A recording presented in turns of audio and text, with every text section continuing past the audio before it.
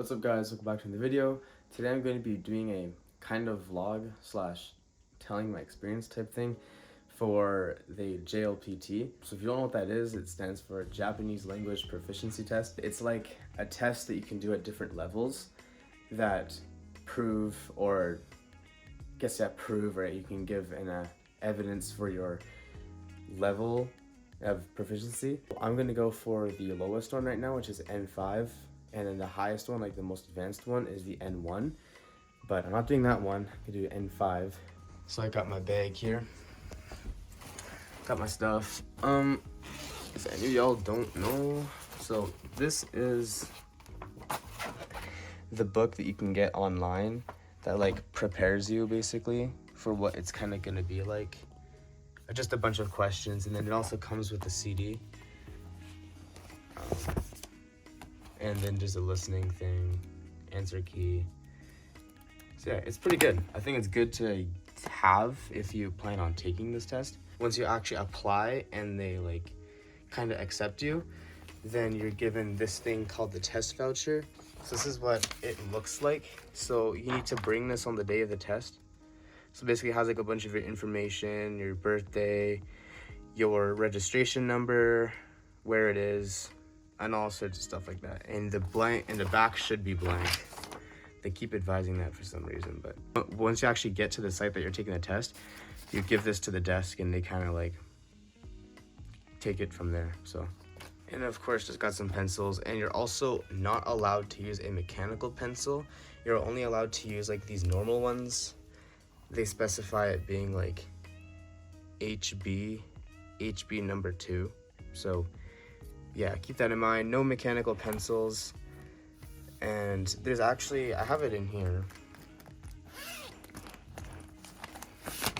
which it basically sends you this about what to expect, kind of what to expect, like what to bring, and like it's kind of like a like I agree, I understand this, blah blah blah blah blah. All right, so I don't know if you guys saw, but I'm doing my tests in Vancouver because that's the closest for me. What I did is I went on their website for when, like, to see the information, because they actually host it. It's at like their Japanese language study hall. And what I did is that I went on the website and I saw that the opening like to apply was I think September 5th. So I waited for September 5th. And then on that day, as soon as I could, I applied. And like you pay a fee, I think it was like $170. And then you basically apply, pay the fee. From there, you wait till I think October 29th. And then they send you that voucher that I just showed you. And then a bunch of just like other information and stuff. So let's get ready to go.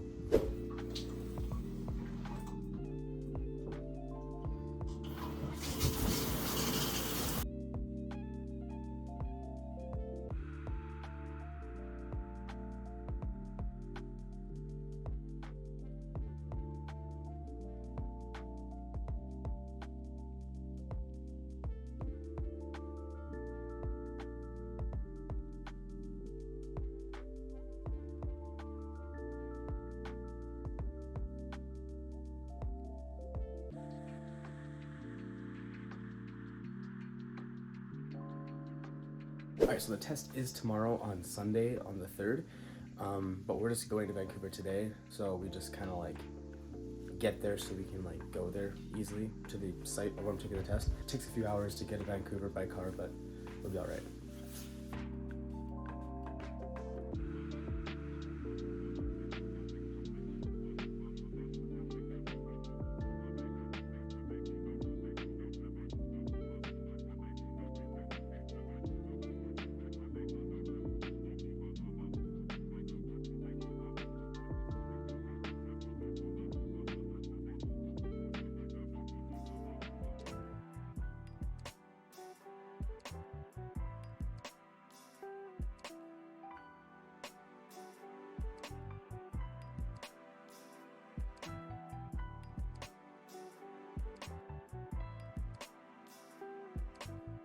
All right, what's up?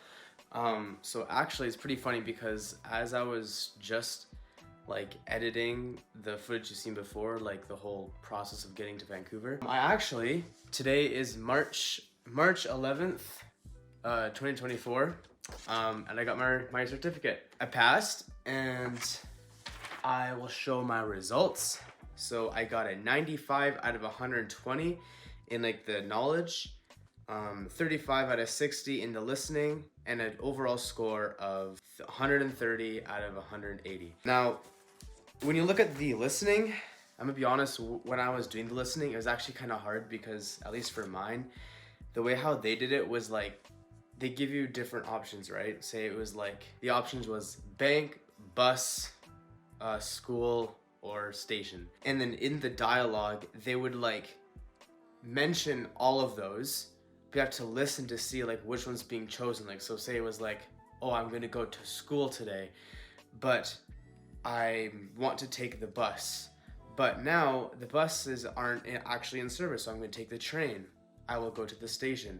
Oh, but there's no school today. So it like bounce around each answer, so you really gotta listen. It was a lot harder than I thought, at least for the listening. The knowledge part was pretty decent. It was basically like split with like, the first part for the knowledge was like vocab. The second one, sorry, it was like grammar and reading.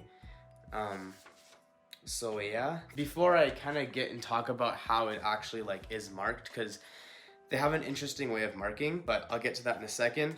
Right now, I'm just kind of talk about basically how it went, what it looked like specifically for me, and so just to let y'all know.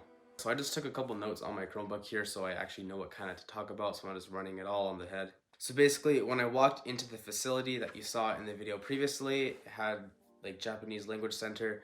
They had this like big gymnasium, and they had like 5-ish amount of tables with the different levels of the test.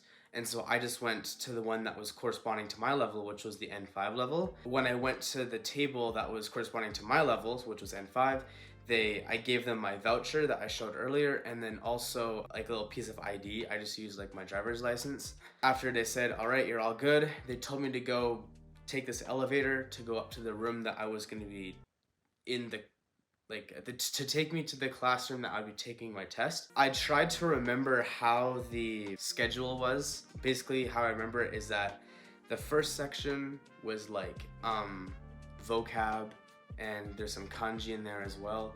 After the first section, there was a 15-minute break, and then that's when the grammar and the reading, and then after that was another 15-minute break, and then after that was the listening part.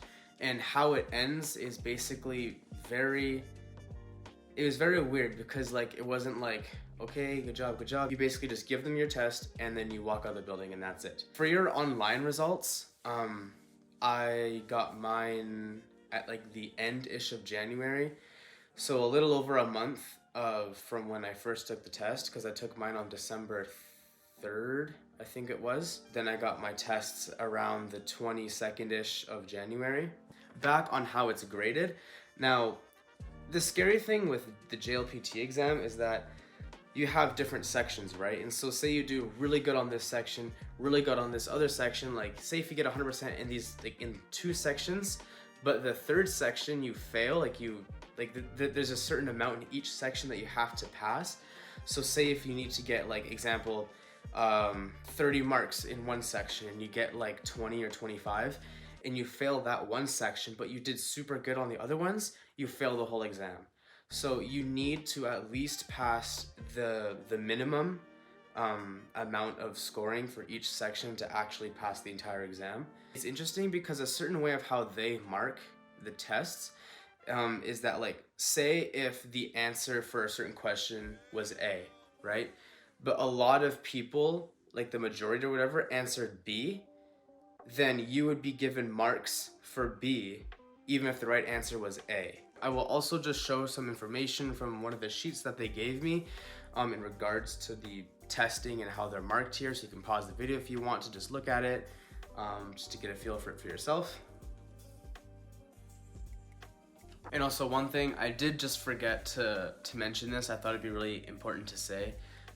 just as to whoever may be curious as to how I kind of prepared to take this exam, and to maybe give some inspiration to certain people to help them with their studying. When I first started Japanese, I used an app or website called Duolingo. You may know it already. It's free, and it's helped me really get a grasp on like the hiragana, katakana, and actually know what the sounds of the different characters are, and get basic phrases down, and you can do it anytime. And then after Duolingo, I started this like all-in-one textbook slash workbook book series, and it's called Japanese from Zero. They make other books like Korean from Zero. I'm actually doing that one right now, but they have like a Japanese from Zero, like 1, 2, 3, 4, and they're great to really actually start. It is literally from zero. So you start from zero. You go from like romanji and like hiragana, katakana, kanji, and etc. Learning different grammar points out of the book. And also it is very interactive because it also has like questions and a workbook within the textbook itself. So it's really good. For me personally, I used books 1 to 3. I stopped at 3 because I started using Genki 1. It's a very popular Japanese textbook, and it's actually really great. I actually found it really helpful. It's really easy to understand the material and new concepts. And they also have a workbook to go along with the textbook so you can learn the lessons. There's also practice examples after the lessons. So what I do is I do the lesson and the practice examples after the lesson, and then I switch over to the workbook and then go to the corresponding lesson and then do the examples and problems in there. This is just for me now. I'm on Genki 2 with the workbook and the textbook, and if anybody's curious, I will leave links in the description if you guys are curious. Right now I'm doing Genki 2. I'm pretty sure that if you can finish Genki 2, you're at least like maybe N4 level, I'm pretty sure. But I don't know if that's necessarily true. So the way how I would suggest how to start learning Japanese is whether you want to go straight into it or you want to kind of say glide into it, like kind of softly. I would suggest to anybody use Duolingo. Many people like it, many people don't. I personally find it really helpful because it really helps you learn how the different characters sound, really basic grammar and greetings and stuff like that. And it's a really good in-between thing. So say if you're not really have the time to sit down with the book and learn, you could use Duolingo whenever you are, like wherever you may be, and you know, use it if on your free time. If you are looking to get a book, depending on how you want to approach it, like I said, if you want to go straight into it and like more quickly, and or if you want to kind of just go into a bit slower and soft, for the more soft like kind of approach to it, I would suggest the Japanese from Zero, because it really is just a really great introduction to Japanese. It really helps you get comfortable with all the points. And also the person who wrote the book, he makes videos online for every single lesson, for every single book. So you actually don't even really need the books to learn it, but it's really impactful if you have both the video and the book, because you could try to learn it and you could listen to his explanation. It really just takes you by the hand and just guides you through learning Japanese. Whereas Genki 1, I'm not saying it's super hard and like right off the bat it's really difficult, but like I think you might have to learn hiragana and not necessarily katakana, but hiragana by yourself, and then it'll like start teaching you certain things. It's not hard right off the bat, but it is maybe a bit more challenging. It's more straight to the point for the beginner. So I would suggest maybe if you want to go with the Genki book, you at least learn hiragana first, maybe katakana. I can't remember if there's so much in it, but hiragana at least. For learning wise, for me personally, I prefer the Genki books because it's more straightforward and it gets to the point. But for an English speaker, Japanese is a really exotic language, so it might be really difficult for people to get into. So I would suggest maybe Japanese from Zero. That would probably be the best approach. So that's kind of the approach that I took. Duolingo and then Japanese from Zero, Genki 1 and 2. But for at least for N5, Of course, it depends on how much you are going to study and how much you want to study. At least Genki 1. If you can do Genki 1, then I'm pretty sure you will be very close, if not already able to do the N5. Of course, you will have to maybe know some stuff that's not necessarily in the book itself, but you are pretty well off to do at least decently well on the exam. I will leave all the links in the description down below for the materials that I used and I will suggest. But I hope this video was really helpful for you guys who were thinking about taking the exam. I remember when I was about to take the exam, I barely found any videos to help me like get a really good idea about what the exam was gonna look like. It's kind of hard to explain, but I would also really suggest the books that JLPT does have to prepare you. It's like a mock exam kind of, and some of the questions that are in those books are like the examples that they use in the JLPT. Not necessarily the questions themselves, but it really has the exact format how the exam is. So the JLPT books are formatted the same and will really give you the best feel for the exam. So that was it. I hope you guys enjoyed this video. I'll see you all in the next one, Lord willing. Be sure to comment down below if you have any questions or if you want me to go in depth about certain other details, any questions you may have. Be sure to let me know. Hope you guys enjoyed. I'll see you all in the next one. God bless.